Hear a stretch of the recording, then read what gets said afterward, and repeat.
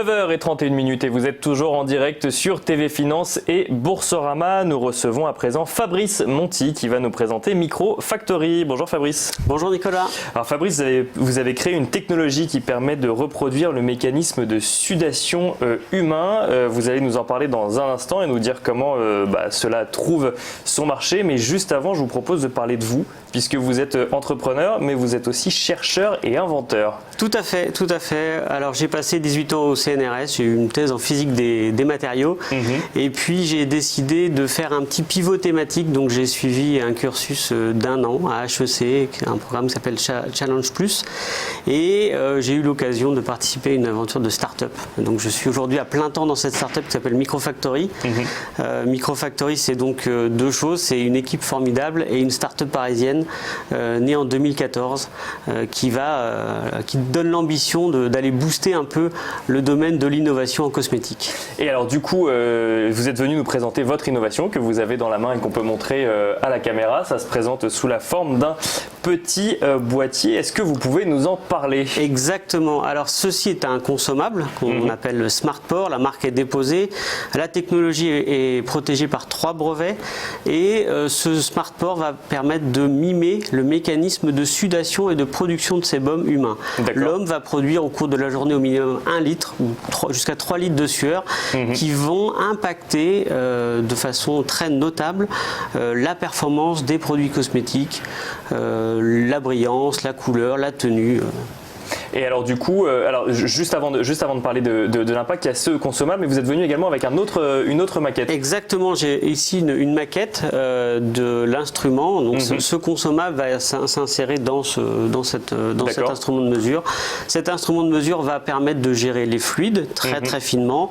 On a également une chambre dans laquelle on va gérer la température, l'hygrométrie. Si vous êtes à Paris et que vous voulez reproduire les conditions du Brésil, du Japon ou de Suède, c'est tout à fait possible. On peut le faire dans cette petite machine-là. Tout à fait Nicolas. Donc on peut faire en sorte que la machine transpire comme si on était au Brésil en été. Exactement. Et alors du coup, à quoi ça va servir pour l'industrie cosmétique? Alors, l'industrie cosmétique va mettre entre 18 et 24 mois pour pouvoir mettre sur le marché une nouvelle formulation. D'accord. Nouveau maquillage, nouvelle crème. Et dans ces 18-24 mois, il y a entre 3 et 6 mois de tests qui sont réalisés sur humains. Et on le fait pour la seule et unique raison, c'est qu'on est aujourd'hui, avant nous, on était incapable de reproduire ce mécanisme de sudation. On est capable de créer des peaux artificielles, mais qui n'ont pas cette fonction de sudation. Et Microfactory et SmartPore apportent cette réponse, ce qui va faire gagner entre 3 et 6 mois sur la mise en marché d'un produit cosmétique. On estime aujourd'hui que l'industrie cosmétique va pouvoir mettre entre 500 et 800 formulations à l'année sur le marché. On va multiplier par 20 ce chiffre. Parce que vous leur faites gagner entre 3 et 6 mois. Ce temps de test, tout à fait. Mais alors en quoi est-ce que la sudation est aussi importante dans la conception d'un cosmétique? D'emblée, c'est pas la première chose à laquelle on pense. Effectivement, on pense plus à la texture de la peau, à la surface ou ce genre de choses. En quoi la sudation est importante? Il y a 2 applications. La première dans laquelle on s'est engouffré très vite, ce sont les antitranspirants. Donc c'est ces produits qui sont chargés d'aluminium qui vont venir boucher les pores de la peau. Bien sûr. La solution qui est aujourd'hui commercialisée par Microfactory permet de tester l'efficacité d'un antitranspirant en 1 heure. Voilà. Alors qu'avant, il fallait effectivement le faire sur des humains directement. Exactement, c'était 1 mois de toxicologie et 1 mois de test sur l'humain. Donc c'était 2 mois, on remplace ces 2 mois par 1 heure. Donc là en fait si jamais la machine ne marche pas, ça veut dire que l'antitranspirant marche, c'est bien ça? Tout à fait, tout à fait. Donc ça c'était la première cible, on a aujourd'hui un produit commercialisé disponible à la vente. Nos clients sont des grands groupes de cosmétiques et également des sous-traitants. Et aujourd'hui on est dans une phase de croissance, de développement, puisqu'on va s'intéresser à l'autre côté. Là, c'était le produit cosmétique qui avait un impact sur la sueur. Aujourd'hui c'est l'inverse, c'est la sueur qui va avoir un impact sur le produit cosmétique. Si on prend le cas d'un maquillage, la sueur et le sébum vont dégrader la qualité, la tenue, la brillance, la texture du maquillage au cours de la journée. Si on prend le cas d'une crème solaire, c'est quand même l'endroit approprié en ce moment, la sueur va dégrader la qualité de la protection de la crème solaire. Et tout ça, aujourd'hui, c'est extrêmement compliqué pour les industriels de la cosmétique de mesurer l'impact de la sueur. On a 16 millions de glandes sudorales qui vont participer à la production de 1 à 3 litres de sueur dans la journée. Et alors, on voit de plus en plus de jeunes entreprises ou même de grosses entreprises se lancer ou en tout cas nous parler de formules plus respectueuses de la peau ou avec des principes actifs qui ont été enlevés ou remplacés par d'autres plus naturels. Ça a un impact du coup sur la sudation et sur votre produit également? C'est tout à fait dans ce cadre que se place Microfactory. Tous les 3 mois, il y a une nouvelle liste d'ingrédients qui doit être retirée des formulations cosmétiques. Tous les 3 mois, il faut recommencer les formulations. Et je vous ai dit que typiquement le temps c'est entre 18 et 24 mois pour mettre sur le marché un produit cosmétique.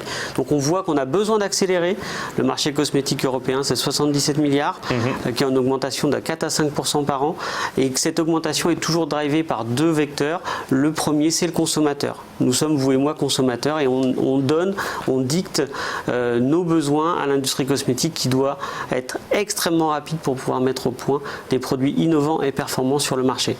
Et alors du coup j'imagine que quand votre produit est sorti, les grandes marques de cosmétiques ont dû toutes vous appeler pour développer leur formule. Bon, c'est peut-être un petit peu plus compliqué que ça aujourd'hui. C'est ça, exactement. Donc il y a un intérêt fort de la cosmétique. On a reçu en moins d'un an 3 prix de la cosmétique.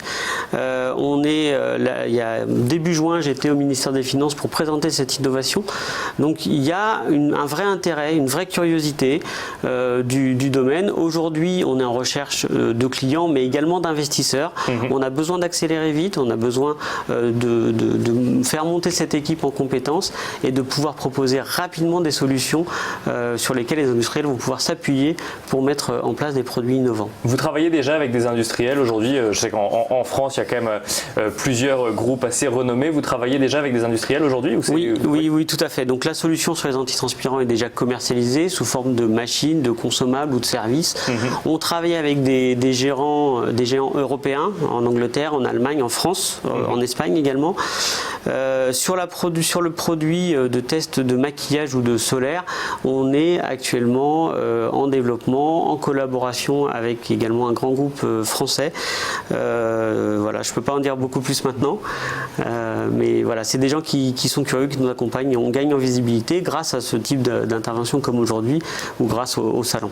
Et du coup, vous avez fait le choix d'aller directement en Europe, pas simplement de vous concentrer sur le marché français dans un premier temps, mais d'aller directement en Europe parce que le marché de la cosmétique. Le marché de la cosmétique, il y a 3 grands pôles, l'Europe, le Japon et l'Asie qui est en train vraiment de montrer très fort, et les États-Unis.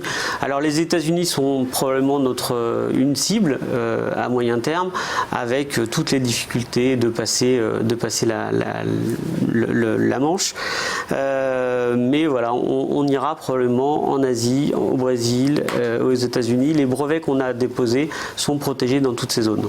Alors un mot sur cette équipe dont vous nous avez parlé plusieurs fois dans cette interview. Vous êtes combien du coup aujourd'hui chez Microfactory? Aujourd'hui on est 5.